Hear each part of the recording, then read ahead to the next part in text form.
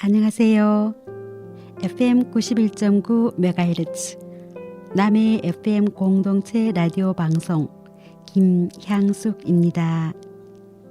김향숙의 물미해안에서 보내는 편지. 오늘의 여는 음악은 노르웨이의 숲으로 시작합니다.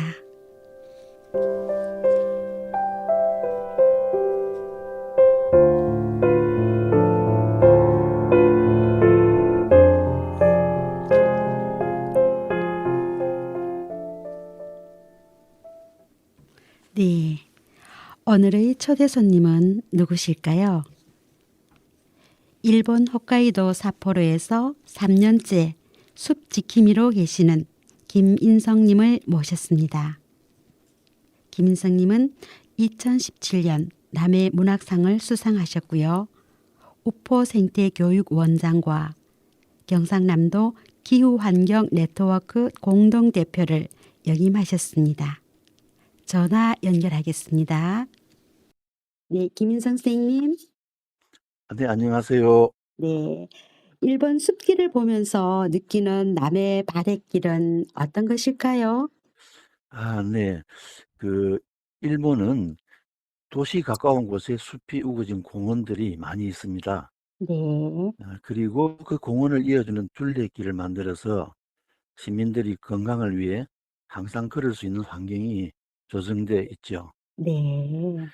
대부분의 숲길에는 그 오래된 나무들이 서 있어서 쾌적한 초록의 숲길을 즐길 수 있고요. 예를 든다면요.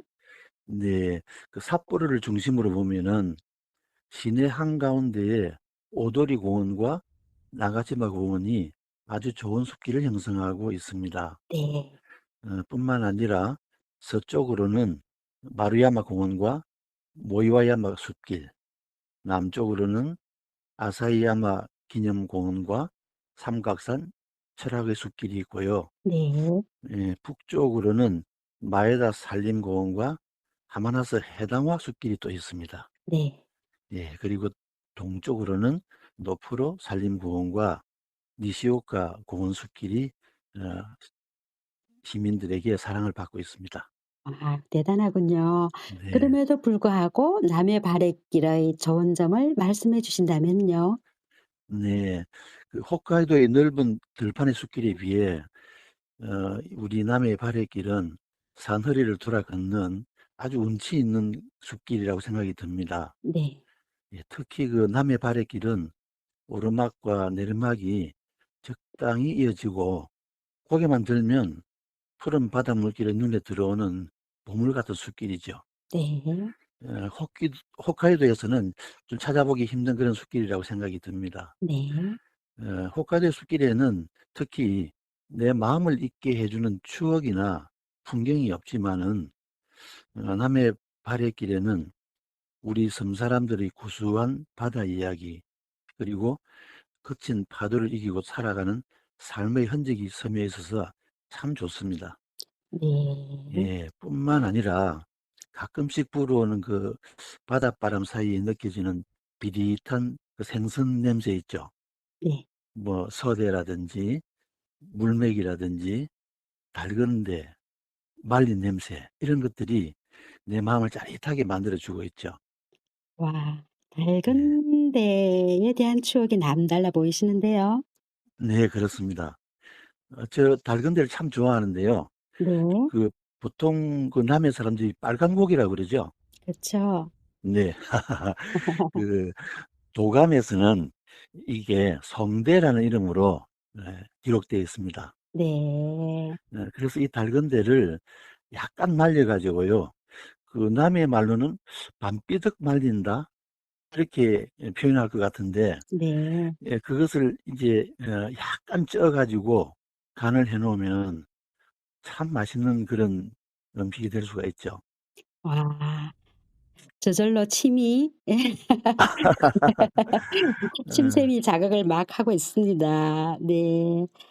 동요 겨울나무 듣고 계속 이야기를 나누겠습니다.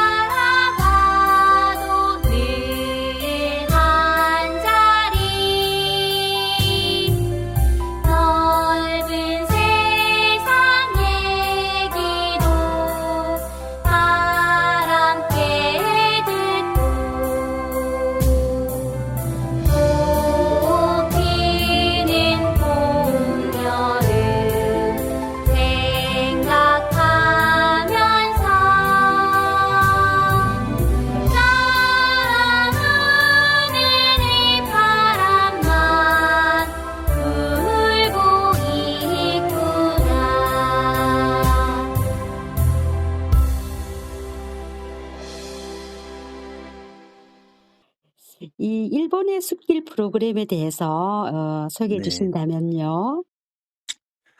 네. 일본 사람들은 그 함께 모이는 행사를 꽤 즐거워하지는 않습니다. 네, 대부분 그렇군요. 예.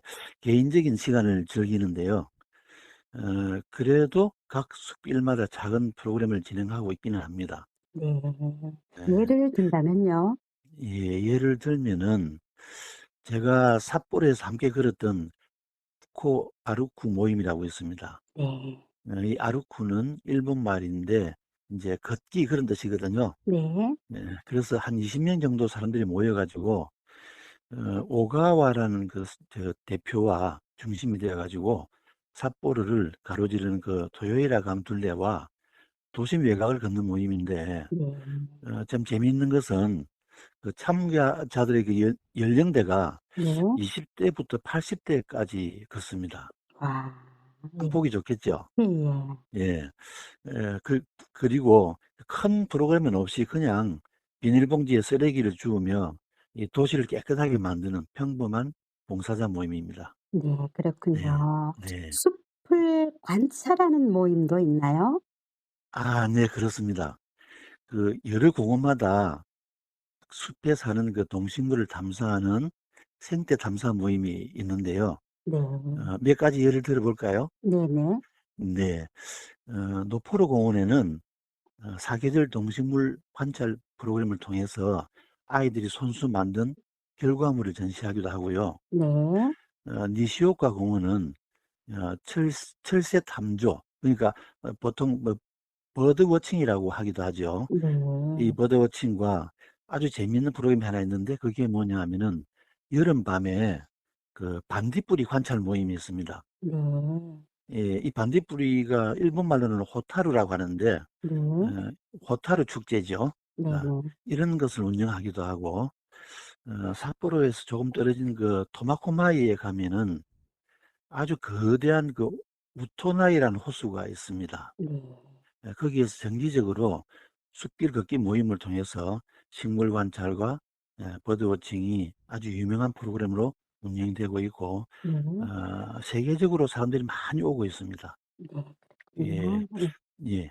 그리고 그 큰 규모의 네이처 센터에는 일본 야조회에서 활동하고 있는 와카츠키 리카 연구원을 중심으로 다양한 생태 탐사 모임을 숲길 걷기 지역민 모임으로 운영되고 있기도 합니다. 네. 네. 우리 선생님께서는 남해에서 근무한 적도 있으시다고요? 그렇습니다. 제가 잠시 한 5년 정도 남해에서 교육 관련 일을 했었는데요. 네. 어 그때 제가 남해 바랫길을 걸을 기회가 있었습니다. 네. 예. 이제 그중에서 제가 기억에 많이 남는 길은 뭐 다 좋은 길이지만은 특별히 그 4코스에 가면은 고사리 밭길이 있죠. 네. 예. 이 고사리 밭 사이로 사람들이 이렇게 걸으면서 푸른 바다가 보이고 초록과 푸른 바다가 어우러지는 아주 멋진 길이라고 저는 생각이 들어요. 네. 예. 뿐만 아니라 10 코스에 남파랑 42 길인가 거기 앵강 다숲길이라고 하던데요. 네네. 있습니다. 예. 이 앵강 다숲길을 걸으면은 정말 남해의 운치를 잘 느낄 수 있을 것 같습니다. 네. 인제 특히 그 홍현 해라우지 마을 근처를 걸으면서 바다를 바라보면은 눈부신 그 남해 바다와 동백숲이 너무 잘 어우러지는 것 같아요. 네. 예. 그 뭐 남해 바랫길에는 아직 일본의 그 전문 교육 프로그램처럼 다양한 생태 프로그램은 없지만은 앞으로 보물섬 남해로서의 미래가 밝은 프로그램이 많이 만들어지리라고 기대하고 있고요. 네. 특히 그 인제 둘레길 생태 탐사 연구 모임은 꼭 필요하지 않을까 생각해 봅니다. 네. 네. 참 연구 모임 꼭 필요하다고 생각이 됩니다. 네. 이어서 마음이 새로워지는 음악 한 곡 듣고 가겠습니다. 동요 모두 모두 잘한다입니다.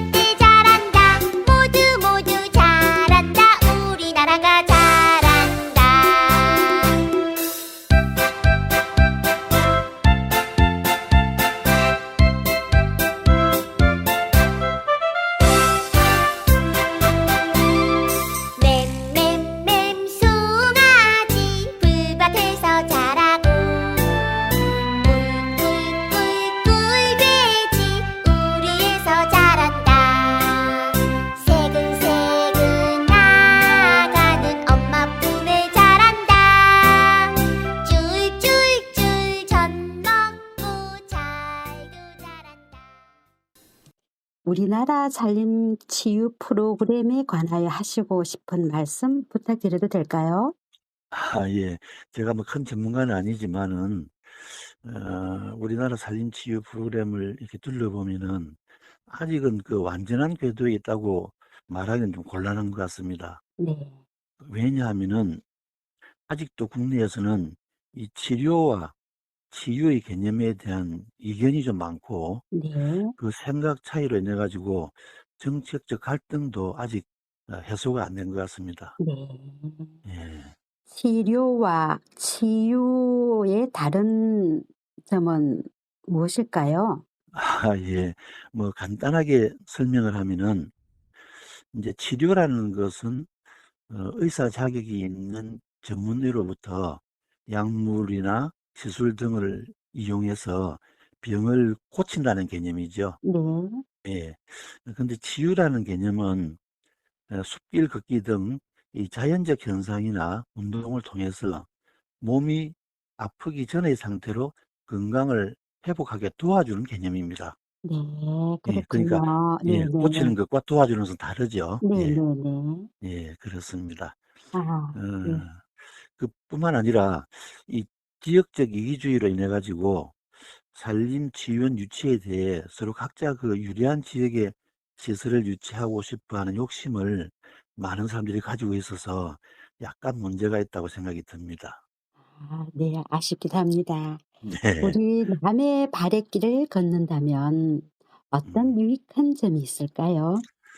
예, 뭐 더 말할 필요가 없지만은, 그래도 인제 제가 몇 가지 말씀을 드려 보면은, 이 바다는 사실은 많은 사람들에게 푸른 희망을 주는 자연 환경 요소라고 생각이 듭니다. 그쵸. 예. 이 바다를 바라보며 걷는 발해길은 치유의 가장 좋은 자연 요소가 아닐까 생각이 들고요. 네. 이 푸른 바다와 숲이 함께 공존하는 남해에 산림치유원을 만들어서 네. 스트레스로 인해 찌든 몸과 마음을 네. 발해길을 따라 걸으며 네. 상처 입은 마음과 몸을 치유받으면 참 좋겠다 하는 생각이 들어요. 네. 예. 산림치유원을 만들어서 스트레스로 인한 몸과 마음을 치유받았으면 좋겠다는 말씀이군요. 네, 그렇습니다. 네. 예. 이 치유의 길 정말 좋은 것 같습니다. 네. 음. 마지막으로 하시고 싶은 말씀이 있으시다면요? 네. 사실 우리가 코로나로 인해서 몇 년간 좀 매우 어려웠죠. 네. 예, 특히 그 팬데믹 상황이 우리를 힘들게 하고 있지만, 네. 우리는 그런 가운데 웰니스 시대를 향해서 걸어가야 할 것 같고, 네. 그런 삶을 위해서라도 많은 사람들이 꼭 남해에 오셔서 이 아름다운 남해의 발해길을 걸었으면 좋겠다, 이렇게 생각합니다. 네. 감사합니다. 김인 네. 선생님, 일본에서 이렇게 남해 FM 공동체 라디오와 함께 해 주셔서 네. 네. 고맙습니다. 영광이었습니다. 네.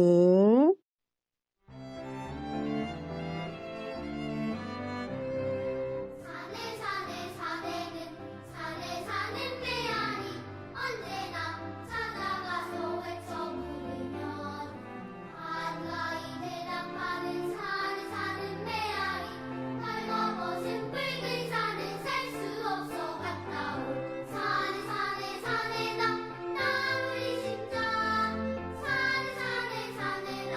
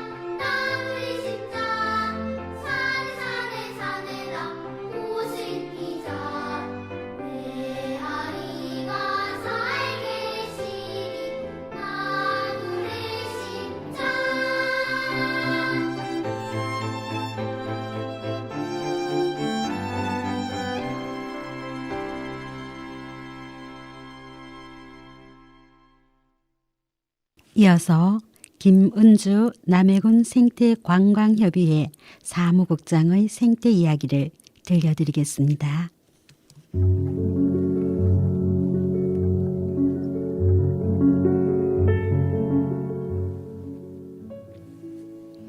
비자나무 이야기. 남면 당학리 1997번지에 가면 600살이 넘은 비자나무를 만날 수 있다. 경상남도 기념물 제200호로 지정된 죽전리 비자나무다. 대박골 비자나무를 찾아가는 길이 쉽지는 않다. 꼬불길을 조금 돌아 들어가야 한다.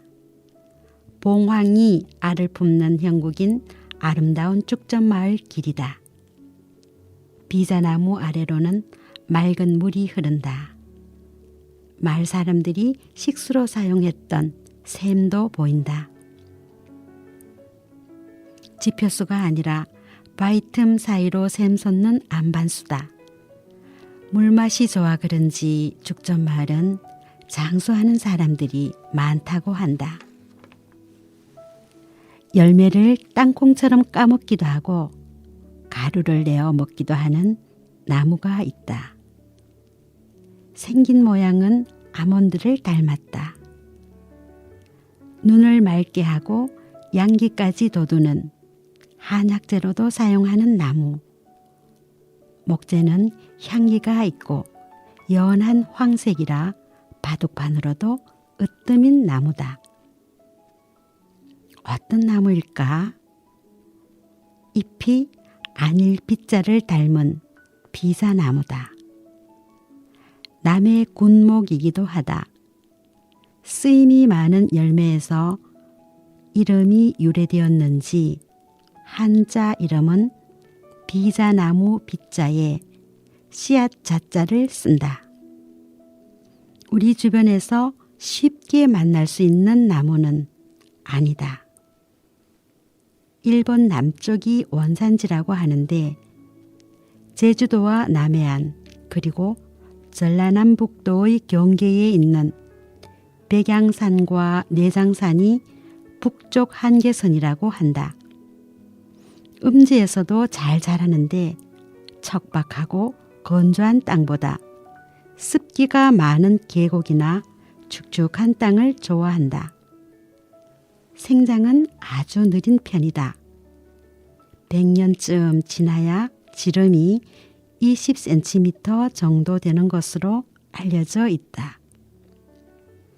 비자나무 열매인 비자는 껍질을 벗기고 딱딱한 속껍질을 까서 먹는다.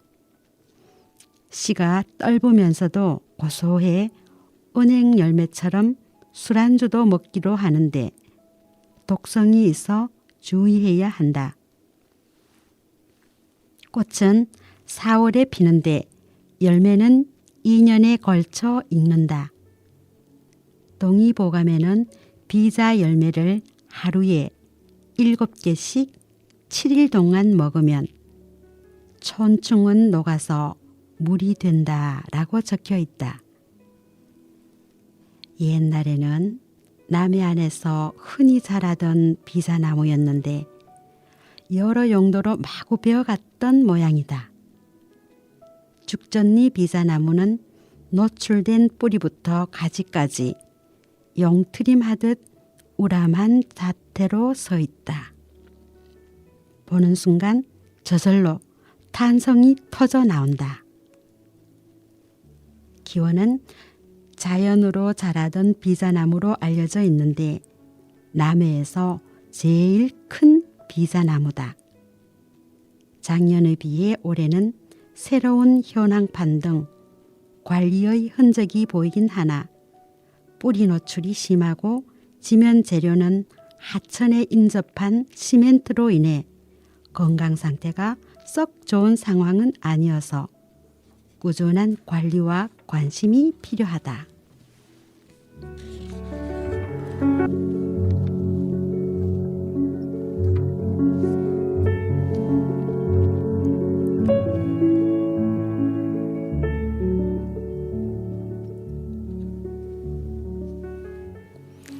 당학리 느티나무. 쭉쭉 뻗은 나뭇가지는 우람하다. 빼곡하게 나있는 나뭇잎은 매우 건강해 보인다. 멀리서 봐도 한눈에 들어온다. 웅장한 나무 모습에 지나가던 길손들조차 발길을 멈추고 사진을 찍는다. 남해군 남면 당학리 1503-4에 있는 느티나무 보호수는 남해군뿐만 아니라 경상남도에서도 보기 드물 만큼 멋진 자태를 뽐낸다. 한마디로 멋지고 잘생긴 느티나무다. 보호수 지정 일자는 1982년 11월 10일이다. 이때 나이가 550년이니 2023년 기준으로는 591세이다. 남해군 보호수 12-36이면서도 경상남도 기념물 제199호로 지정되었다. 지정 사유는 자연경관 조성과 마을 주민 휴식처로 이용된다는 것이다. 느티나무가 있는 우영마을은 글자 그대로 소와 관련된 지명이다. 마을 뒤 동량산이 소가 누워있는 모양이라고 한다. 그래서 우화동이라 부르는데 마을 앞 오독산 모양도 송아지 5마리가 뛰노는 형국이라 우형이라 부르게 되었다는 것이다. 아주 오래전부터 우형리였다가 고종 32년에 당학리로 편입되었다고 기록되어 있다. 과거의 우형마을은 바닷물이 마을 근처까지 들어오는 바닷가 마을이었다고 한다. 공신널이라는 나룻가 있었다고 전해지는데 오래된 매립의 역사를 자세히 살펴볼 필요가 있어 보인다. 임진왜란 시기까지 거슬러 올라가야 정확한 역사를 알 수 있을 듯하다. 남아있는 기록이 많지 않아 안타까움이 더해진다. 어쨌든 우영마을 느티나무는 예나 지금이나 길가에 우뚝 서 있으면서 마을의 중심지 역할을 하고 있다. 마을 사람들의 수호신목으로 사랑을 듬뿍 받아 마을의 무사태평과 대풍을 기원하는 당산제도 지낸다고 한다. 나무 높이는 19m, 나무 둘레는 6m에 이른다. 나무 옆에는 정자가 있고 평상도 여러 개 마련되어 있다. 오랜 세월의 무게만큼 나무를 지탱해주는 지지대가 여럿 보이고 나무를 치료한 흔적도 여러 군데 보이지만 전체적으로는 관리가 참 잘 되어 있다. 누구나 사랑할 수밖에 없는 느티나무다. 나무의 뿌리와 줄기의 경계 부분인 근두와 뿌리 등에 유난히 많은 혹은 세균성 식물병인 근두암종병인 듯도 하다. 적절한 관리로 인하여 앞으로도 오래오래 살아남아 마을을 지켜주는 수호신으로 마을 사람들에게 쉼터를 제공해주는 멋진 나무가 되었으면 하는 바람이다. 김양숙의 물미해안에서 보내는 편지. 오늘은 일본에서 숲과 함께하는 김인성님과 함께 생태 이야기를 나누었습니다. 함께해 주신 애청자 여러분, 고향을 그리는 해외 동포 여러분, 고맙습니다.